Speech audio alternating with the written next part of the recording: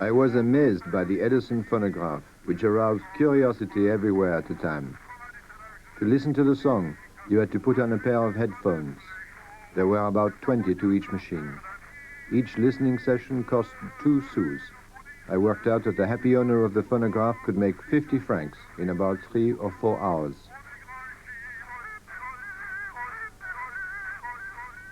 So began the career in September 1894 of Charles Pathe. He bought a phonograph and took it from marketplace to marketplace. Very soon he became a retailer, then a manufacturer. He recorded, made and sold his own cylinders.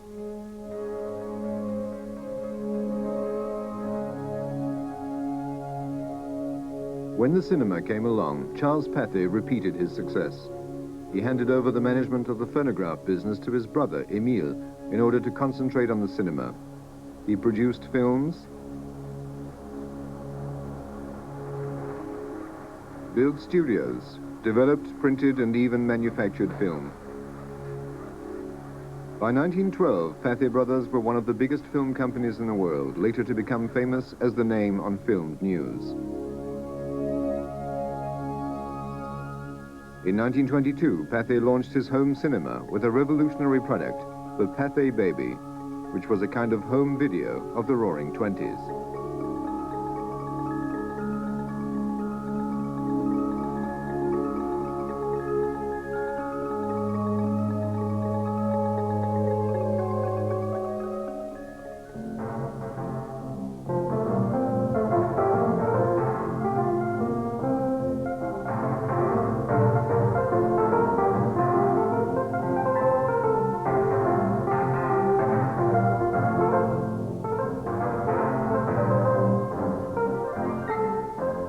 Look out for the cats, a Pathe production.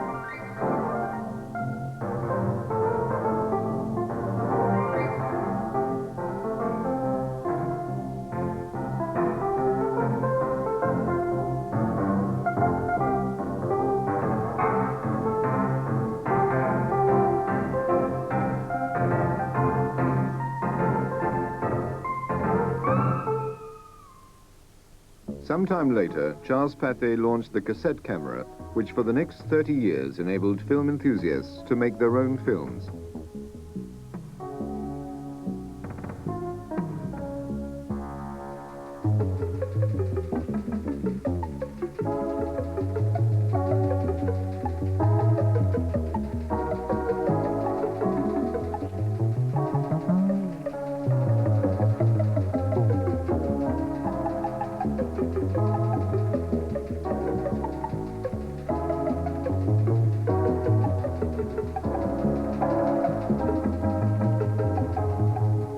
The success of the Pathe Baby was based on simple factors: inexpensive film, not flammable, 9.5 millimeters, a reduction in 3 parts of the commercial 35 millimeter standard.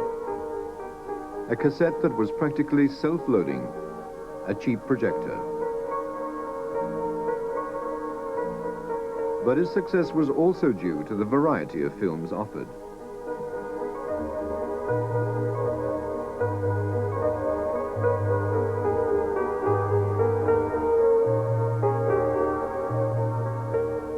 The star was Max Linder, comic dandy and forerunner of Charlie Chaplin. Pathe also bought the rights to the films of Harold Lloyd, Laurel and Hardy, and other comedians no longer remembered today, such as Célestin.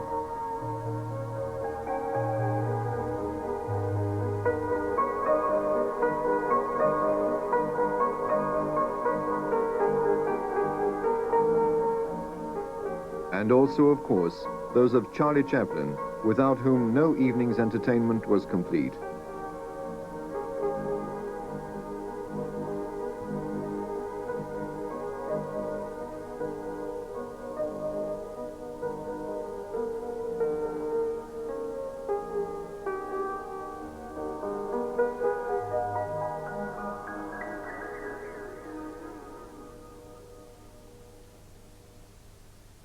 Pathe produced animated cartoons like Au Gallows, the Dove and the Ant.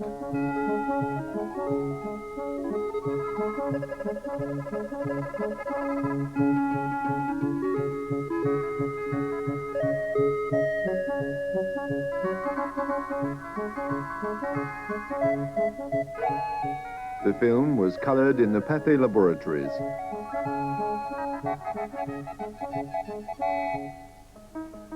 Felix the cat became a big star.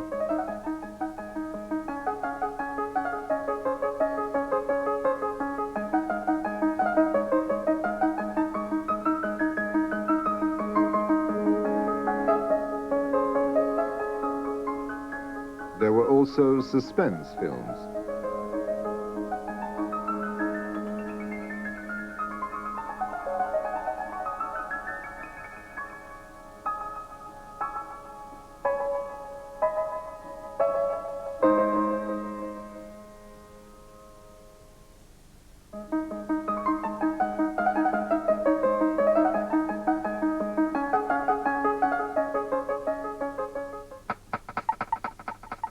Some smart operators use Pathe baby films in slot machines, projecting erotic films at fairgrounds.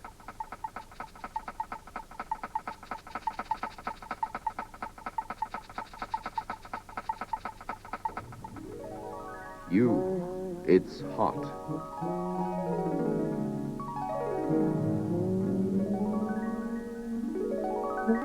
Success came too from his catalogue of long feature films. An art film, The Murder of the Duke of Guise, Oliver Twist, Casanova, The 1001 Nights, Michel Strogoff, based on Jules Verne, played by Ivan Mosjokin in 20 episodes.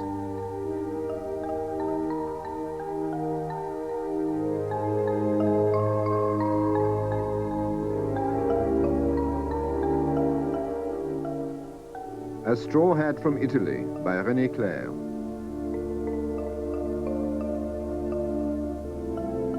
Metropolis by Fritz Lang.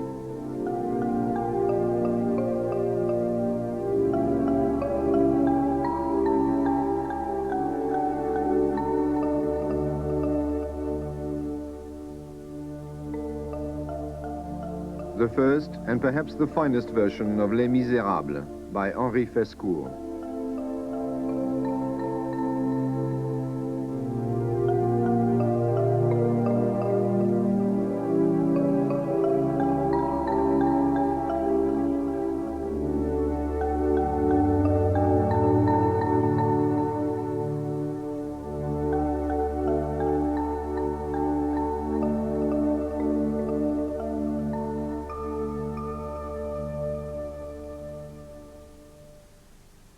But the very success of the Pathe baby was to be its downfall.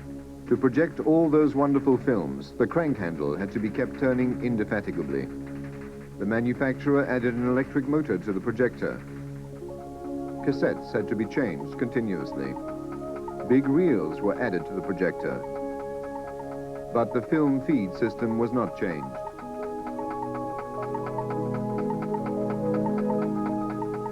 It was based on central teeth which tore the film, and when 16mm film with side perforations appeared, followed by 8mm, the Pathe baby disappeared from the market. But not completely. The negatives of films produced at that time were highly flammable, and many of them were destroyed with the advent of the talkies. All that remained were copies of 9.5mm films. On the basis of a large personal collection and documentation patiently gathered, a Briton, Garth Pedler, put together an encyclopedia of all the films made in 9.5mm in France or elsewhere.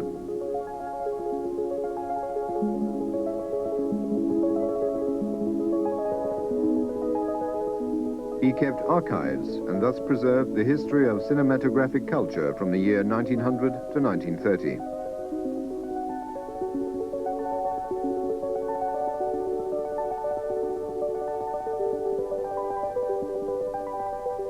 Garth Pedler kept a record, for example, of all the versions of Napoleon made by Abel Gance.